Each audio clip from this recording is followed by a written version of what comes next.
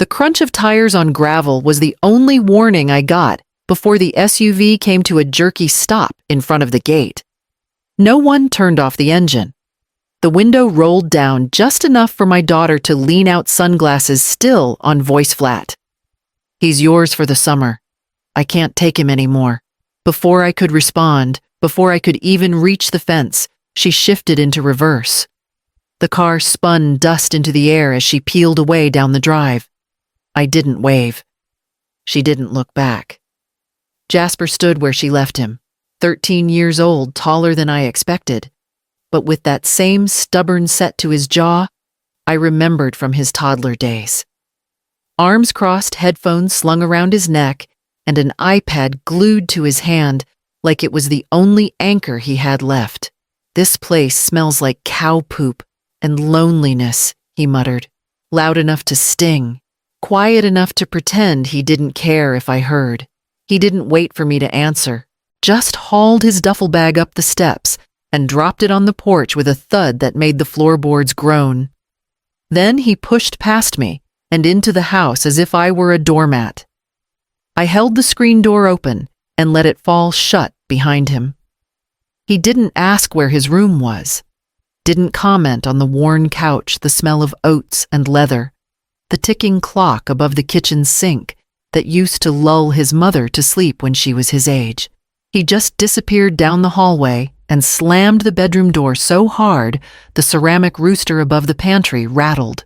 I stood still a moment longer than I meant to hand, still on the doorframe as the echo faded.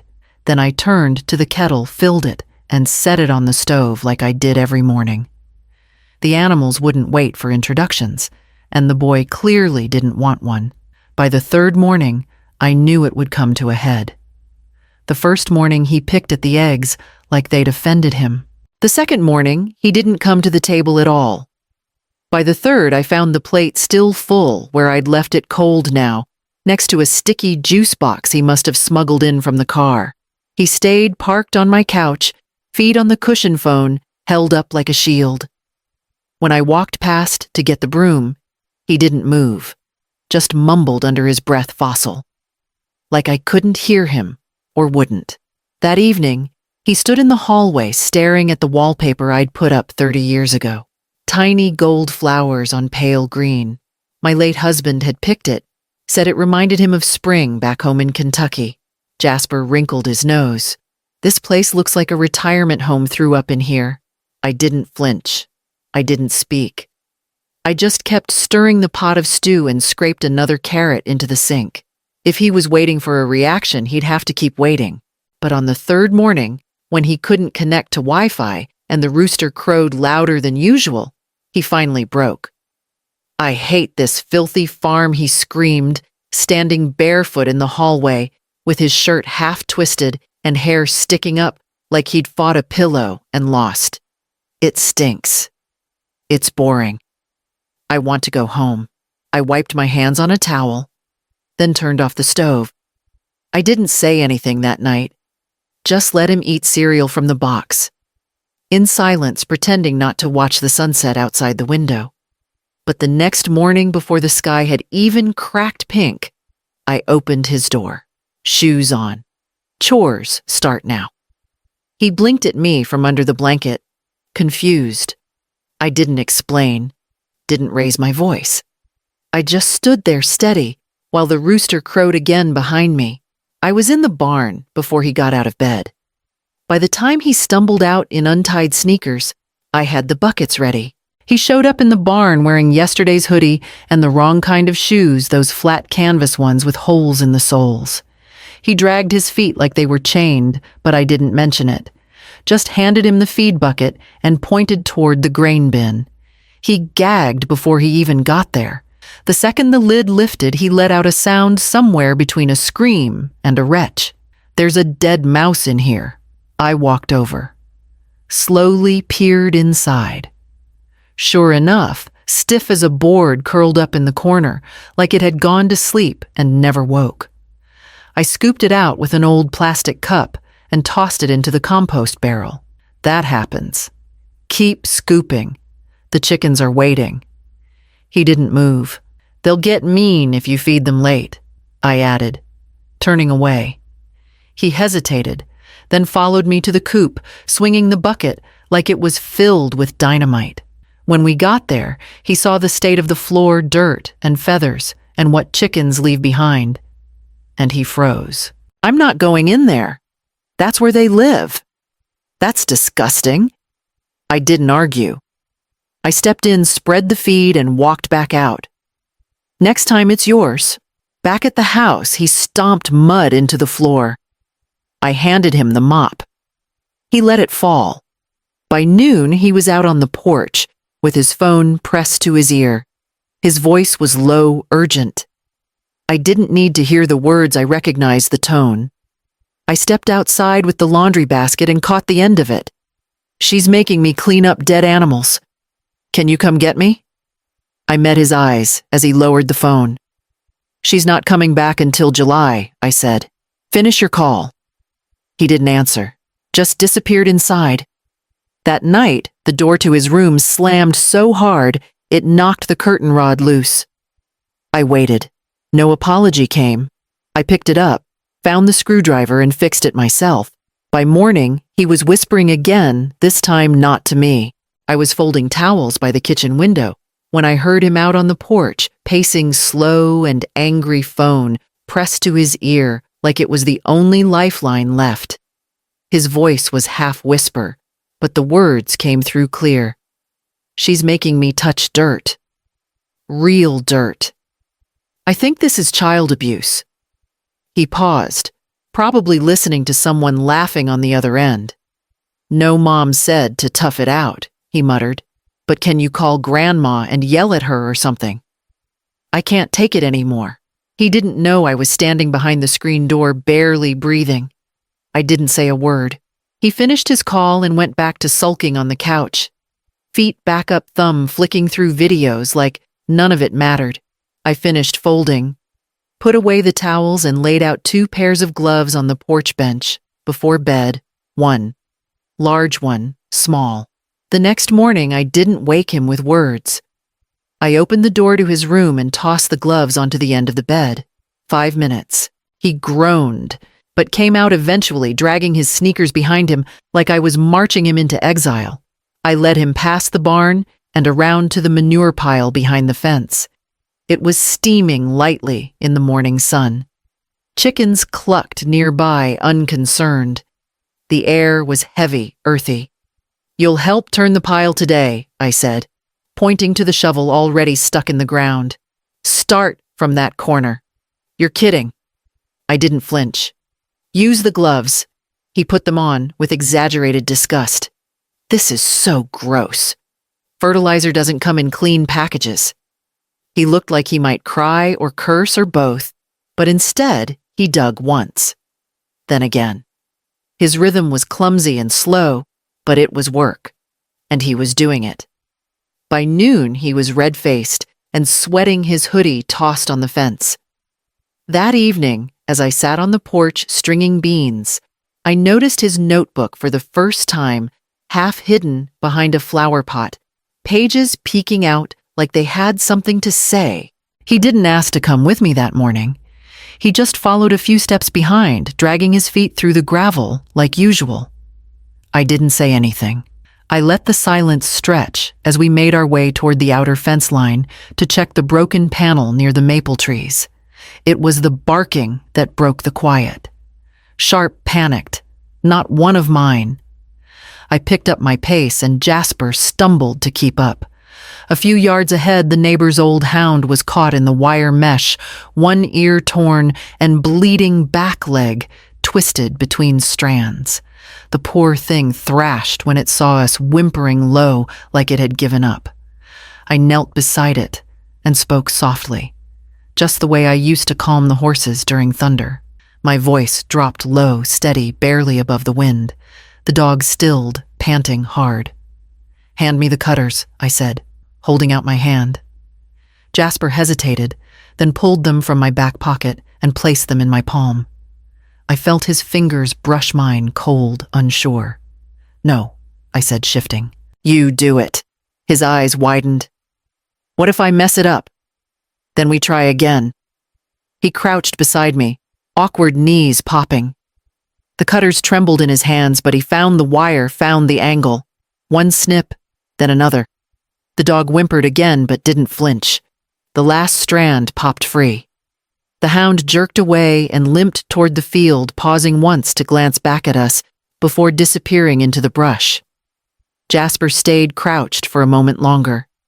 Then he stood up slowly, wiping his hands on his pants, without saying anything. That evening, I found him sitting at the table when I brought in the supper dishes. He didn't look up, but he reached for the sponge without being asked. "Do you think the dog's gonna be okay?" he asked, almost too quiet to hear. I nodded. Dogs are tougher than they look. He didn't smile, but he didn't look away either.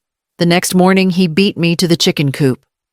The hen wasn't where she was supposed to be. I knew before I opened the coop, just from the way the others were pacing, clucking in restless little circles. She'd gone broody and decided the feed bin was a better nest. I was pulling on my boots when Jasper appeared in the doorway, barefoot, rubbing sleep from his eyes. "She's in the wrong place," I said. He didn't ask who she was. Just followed me out, stepping carefully over the gravel, wincing once, but not turning back. In the barn, the air smelled of warm straw and morning. I pushed open the side hatch and found her curled tight around 4 small eggs' eyes, narrowed, like I'd come to rob her. "Want to try?" I asked. He didn't speak, but nodded. I reached in first, murmuring low to let her know we meant no harm, then gently lifted her just enough for Jasper to slide his hands beneath. His fingers moved slowly, carefully. One egg, then another. He cupped them like they might melt. When he stepped back, I saw straw stuck to his calves and a smear of dirt on his shirt. He didn't notice. Just stared down at the eggs like they were made of breath. "Now what?" he asked. "We move them to the brooder box." He looked up. "What's that warm place?" "Quiet. Safe enough to hatch something new." He followed me inside, where the box sat near the stove, already lined with pine shavings. He placed each egg in the straw, then closed the lid slowly. Later that afternoon, while I sorted seed in the shed, I heard his voice behind me. "How do you know when they're ready to hatch?" "You don't," I said. "You just wait and keep them warm." He nodded, thoughtful, like he was storing the answer somewhere private. That night, I passed by his room and noticed a drawing tacked to the inside wall. A chicken, a nest, and 2 hands holding something round and glowing. The style was rough, but the care was obvious. The next day, I found his notebook out in the open. The iPad had been sitting on the corner of the coffee table for 3 days now. Screen dark, a thin layer of dust starting to gather along its edge. He hadn't touched it, not even during the long afternoons when the heat settled in like a second skin. Instead, there was a notebook, thin, spiral-bound, the kind they sell in bundles every August, resting beside his cereal bowl that morning. It had a bend in the cover, and one corner chewed up, probably from being stuffed into his backpack weeks ago. I didn't mention it. Just poured my coffee and sat down across from him. He was flipping through a feed catalog I'd left on the counter, tracing a finger over the price of chick heaters, like he was memorizing it. He left the notebook there when he got up to feed the hens. I waited a moment, then turned it gently toward me. The first page held a rough sketch of the coop, each part labeled in his neat, blocky handwriting nesting box, roost feeder hatch. On the next page was a drawing of the neighbor's dog ears, uneven, one scribbled in darker ink, like it had been shaded over again and again. A cracked horseshoe followed, then the maple tree out by the fence. Near the back was a page with a figure I recognized immediately, tight, gray, button-buttoned work shirt, a broom in one hand and a chicken tucked under the other arm, like a baby. He'd drawn me, not with cartoonish lines or mockery, but with attention, even respect. He didn't show it to me, but he'd left it open, not hidden. not closed.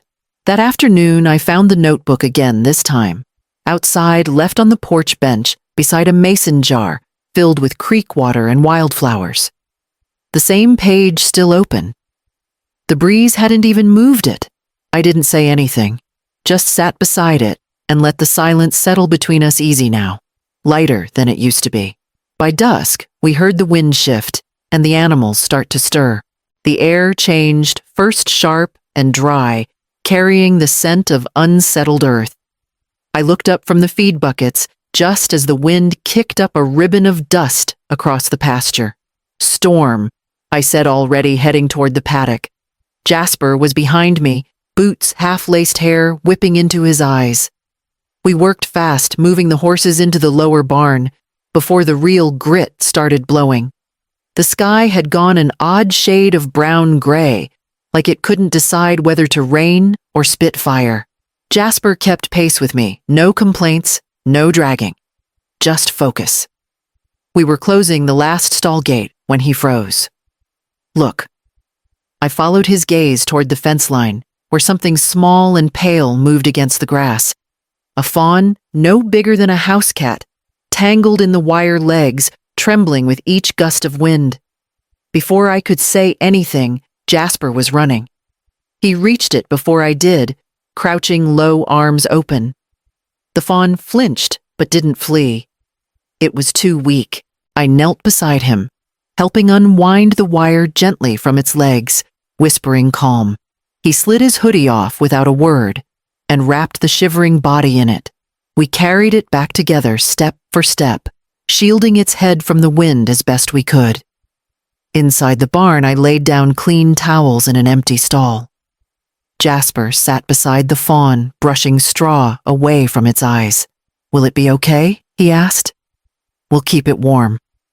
That's the first thing." He didn't move for a long while, just watched its breathing shallow and fast, one hand resting lightly on its back. I brought him soup later, and he nodded, but didn't eat much. That night, I left the barn door cracked and the porch light on. Around midnight, I looked out the window and saw him still in there, curled up on a bale of hay, one hand still resting near the fawn's side. The next morning, I found him already up waiting by the fence, with Cricket's saddle in his arms.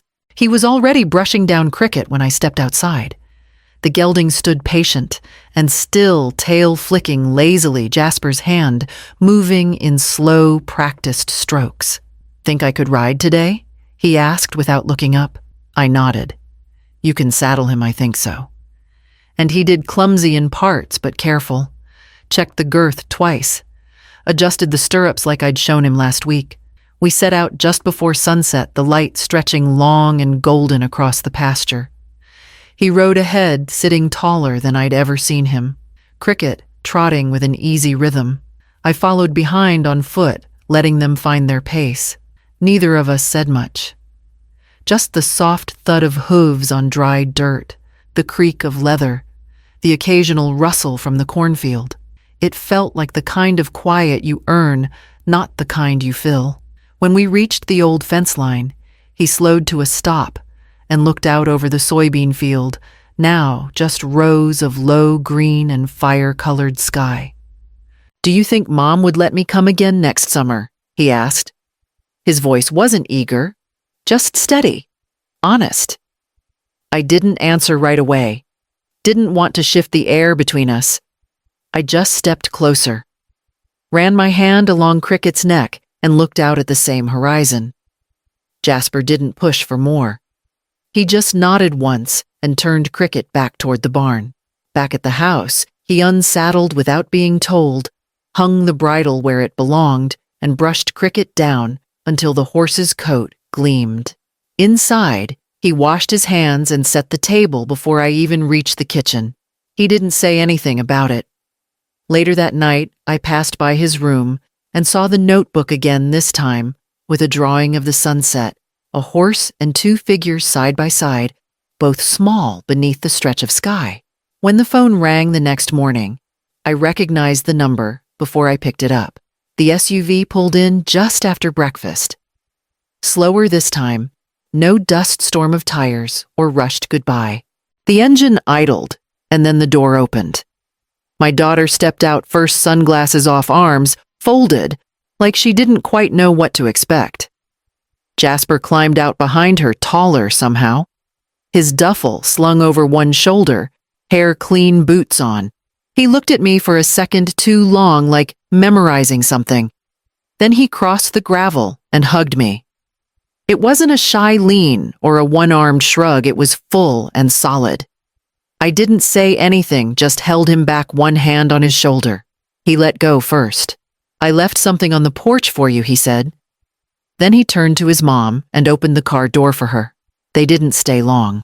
She gave me a short nod. Not warm, not cold, just something in between. I watched them pull away until the SUV turned out of sight. The porch was quiet again. I stepped up slowly, unsure of what I'd find. There, tucked between the mason jar and the porch swing cushion, was the notebook. The edges curled a little now, the cover softened from use. A faded sketch of the barn was drawn across the last page. Inside the back cover, written in neat blue ink, "Thank you for teaching me what being strong really means." Taped just beneath it, fragile and careful, was a single feather gray-white, probably from our oldest hen. The one he'd drawn on his first full day here. I closed the notebook and sat down with it in my lap. The porch creaked beneath me like it always did, like it had since his mother was small. But the stillness didn't feel empty this time. It felt full. Later that evening, I folded his towel and tucked it in the closet beside the others, just in case. The next morning, I set 2 eggs in the brooder and found a new sapling sprouting near the fence line.